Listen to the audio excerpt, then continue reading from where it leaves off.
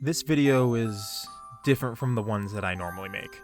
Normally I like to make videos on traditional media, shows, games, books, and so on. But this one is different because, well, it's about a fellow YouTuber. I've sort of stayed away from making videos about YouTubers ever since I started making content, at least on a personal level. I know some of my older viewers will remember the death battle videos I used to make about a year ago, but those were more reviews, while this is more or less talking about one channel as a whole and my experience with it. I think you'd be hard-pressed to find a Nintendo kid who was in middle or high school back in the 2010s that hadn't at least passively watched SMG4 growing up. He's basically a staple of Nintendo online culture. He revolutionized an entire format of combining in-game footage of Mario 64 and later Gary's Mod to create genuinely entertaining content. But what's so interesting about SMG4 is how the channel itself evolved and changed throughout the years, to the point where the series is basically borderline unrecognizable from when it started, or even where it was 10 years ago. Normally that wouldn't be too weird. Change and progression is bound to happen as a channel evolves and adapts to the ever-changing YouTube ecosystem, but more so than perhaps any other channel I've seen, there is a huge divide between this particular fanbase. Some people really hate the direction that this channel has decided to go in the last few years, while some people love it. I personally was, and somewhat still am, a part of the former, but we'll get more into that later. As of October 29th, 2025, Luke, the creator and showrunner behind SMG4, has put out an announcement that he would be permanently ending the SMG4 channel on December 27th of the same year. There will be a handful of special videos that will come out in between then and the announcement, and as of me recording this, only one has been released. This announcement is undoubtedly bittersweet, but not completely unpredictable. For the last few years, we've seen multiple long-running, old-generation YouTubers step down from their place in the spotlight to go on more personal journeys. Plus, given how the video before this announcement, War of the Fat Italians 2025, played out, it was pretty easy to see the writing on the wall. The entire first half of the video is SMG4 and crew revisiting old, classic episodes from the channel, and the final battle is very much an endgame-style scenario, with the main crew battling against all the villains of their past, and having an army of references, callbacks, and familiar faces come to their aid at the last minute. Seeing how SMG4's character reacted to seeing how far he's come, and how the video ended, it was pretty easy to predict what the next upload would entail. So where does that leave me? Well, I've been wanting to make an SMG4 related video on this channel for a very long time. I think ever since they redesigned all their characters a few years ago. I've had a lot of thoughts about the channel and the state that it's been in, and at the time, it was very much going to be a very ranty, complaint-riddled video where the main thesis was just going to be about how modern SMG4 isn't nearly as good as what it used to be. But now that I've grown up a bit more, and now that the channel in its entirety will be closing its doors in just 2 short months, it's led me to look at things from a different perspective. I want to dedicate this video by doing a complete retrospective of the SMG4 channel, my personal thoughts about not only the channel, but Luke and his creative endeavors as a whole, and overall dedicate this video to a YouTube channel that I've been a fan of basically ever since I started watching YouTube content. The highs, the lows, the in-betweens, I want to cover it all today, to show this series the love it deserves, and for my own personal closure. So join me today as I talk about the one-of-a-kind YouTube channel, SMG4. SMG4 from the very beginning was a really unique channel, even by the standards of the decade it started in. Parody channels were widespread during the 2010s, especially around the Mario franchise. Given the commonly used jokes at the time were to take righteous characters and make them more stupid or just downright evil, SMG4 fit right in. But not only did it line up with a lot of other channels at the time, the way it stood out was because of its unique format that was more in line with machinima videos and parody animations. In the beginning, it was just Luke recording Mario 64 on his computer and putting text over it, but very quickly his editing improved. Within only a year's time, the videos went from just recording footage of different Mario characters to more dynamic camera angles, green screen, sound effects, and everything more in line with what we associate with SMG4 today. I'd say 2012 to 2013 were the years where SMG4 really developed the style that it would be known for. Chaotic, meme-filled adventures that normally involved Mario getting the gang into trouble somehow. And that's how it remained for a really long time, just with increasing levels of polish, and more usage of Gary's Mod. In the beginning, the cast was made up of mostly Mario characters and Mario reskins, and occasionally Minecraft Steve would show up as well. It was fun, episodic, and chaotic, and it was really all it needed at the time. Over time, the cast changed, reoccurring Mario reskin characters sort of faded into the background and only showed up on rare occasions. At the time, the only real sign of what would inevitably become SMG4 today was when they started introducing new characters that weren't already existing Mario characters. People always point to Meggy being the first, but the first of the modern cast to actually make their debut was Boopkins, who debuted in 2016. But no one really batted an eye in it because he was still a Mario enemy, just with Luke's brother doing a voice. Then Bob had his first episode a few months later, who then just became sort of a funny, reoccurring joke character whose entire purpose was just to pester SMG4. Then, on July 15th, 2017, Meggy debuted in the What If Mario Was in Splatoon video. A lot of people point to this being the point where SMG4 changed forever. And while that's true to an extent, I don't think that really becomes apparent until much later. Personally, I didn't have a problem with Meggy joining the main cast, both at the time and in hindsight. I think she added a much needed voice of reason to a group of characters mostly made up of idiots, and having a more traditionally cool and, I guess, realistic character added something to future uploads that prior videos never really had. Plus, I just liked Inkling designs. The next year of videos remained mostly the same as they had been. Still the same comedic, episodic adventures that the channel had become known for, while also slowly introducing more new and original characters every now and then, like Shroomy, Tari, and Psycho. While definitely different from the cast from previous years that was mostly just Mario characters, I still really enjoyed all of these new inclusions and think some of the best videos to come out of this channel were during the 2016 to 2017 era. I even enjoyed a lot of the stuff from 2018 and 19. And I'll be honest, if the peak of your nearly 15 long run as a channel is a 7-year streak of consistently good content, you're doing something right. But then, during 2017, one fateful video would begin a trend that would divide the SMG4 community and cause more heated debates and controversy than your average IDW Sonic discussion. The story arcs. Now, my opinion on SMG4's decision to start doing more serialized, dramatic story arcs is probably one you've heard a million times already. I did not care for them, and I don't care for them now.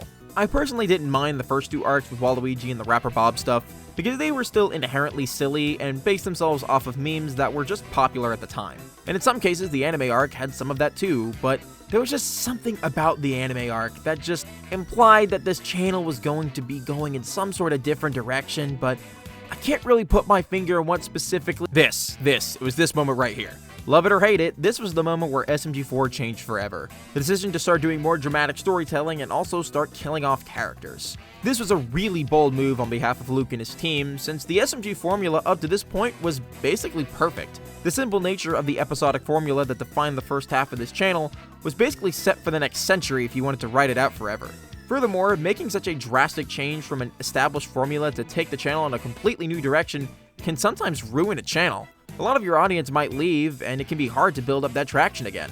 To make such a ballsy move like this took serious guts on their part, regardless of if you enjoyed the new direction or not. Though I think the way they handled this was actually brilliant, and it avoided a lot of the repercussions that can come from making a huge shift like this. It wasn't like they dropped something like the Anime or Revelation arc as the first one out of the gate. They built up to it with more silly but still semi-dramatic stories to get the viewers familiar with the idea before they started killing off characters. And the fact that it worked out for him is honestly impressive. Even though a lot of the OG fans like myself walked away shortly after a lot of these big shifts, they ended up gathering a whole new generation of audience members that were more open to this more serialized format. And, on the bright side, it's not like any of the characters that did die were ones that particularly mattered, so there's that. The channel still tried to have its cake and eat it too by releasing more classic adventures in between the big story arcs they did every year, but in my opinion, they never quite landed for me.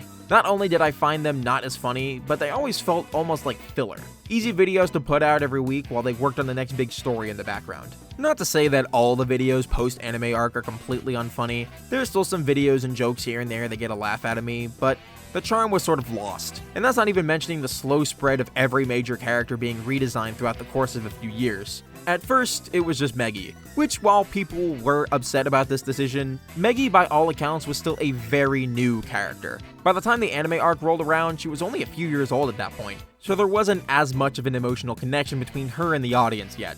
It's not like they were going around redesigning long-lasting characters like SMG4 himself. Oh, wait. This was another big dagger in the rift between SMG4 and their classic fans. And I'll be honest and say that I also didn't really care for these decisions. Completely revamping and redesigning SMG4, 3, and other long-lasting characters definitely showed the writing on the wall and only pushed me further away from the channel. It was pretty clear, to me anyways, that SMG4 as a channel was trying to distance itself from being associated with Mario or any other franchises as much as they could without just removing Mario himself. It was no longer SMG4, Mario, and all the other wackier versions of his cast. Now it was Mario and a handful of semi-anime looking people that all had kind of the same flat design style, perfect for making merch out of. Don't even get me started on Melon. I used to be really bitter about this change in direction and wish they'd just go back to doing what made me fall in love with them in the first place. My mindset used to be that Glitch was his place to make more serious, traditional stories, and SMG4, the channel, would be reserved for the classic chaos and memes.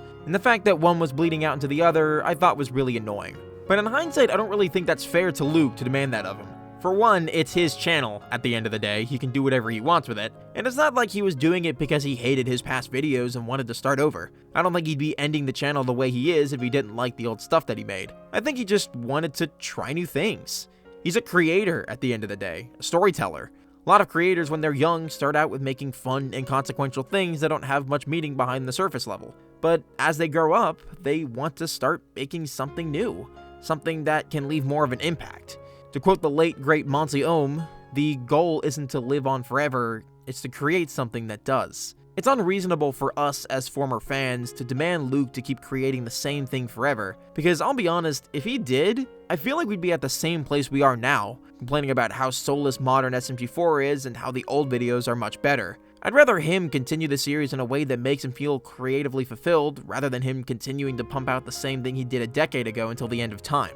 Even still, it did always annoy me how further and further the series strayed from Mario and the influence it had on the channel. Everyone was redesigned, Peach's Castle got sent straight to hell, and Mario himself felt like he was only there out of obligation. I'm 100% positive that if they were able to, they'd have just killed off Mario ages ago and had it just be the original characters. It was clear to me that, for several years now I think, the channel was losing steam, at least from a creative perspective. Personally, I think he's been wanting to end the channel for a while and was just waiting for the right time. And I don't blame him. He's been making stuff for this channel for 15 years, guys. That's probably older than some of his modern fans, some of you guys, and the age demographic of most glitch shows. If I'd been working on one YouTube channel doing the same thing for 15 years, I'd want to move on too, I'll be honest. Luke, like the rest of us, has grown up. He's ready to put this part of his life behind him and move on to other things. It's not fair of us to want him to stay around forever and keep producing a channel that he's lost the drive for. He said it himself. He's done everything he wanted to do with this channel and the characters within it. I get that it's hard. I've seen my fair share of childhood YouTubers retire myself, whether it be announcing it publicly or just quietly fading into the background. But I'll be honest, the SMG4 I loved, the one that I grew up with, the one who I would turn on whenever I needed a good laugh, ended a long time ago.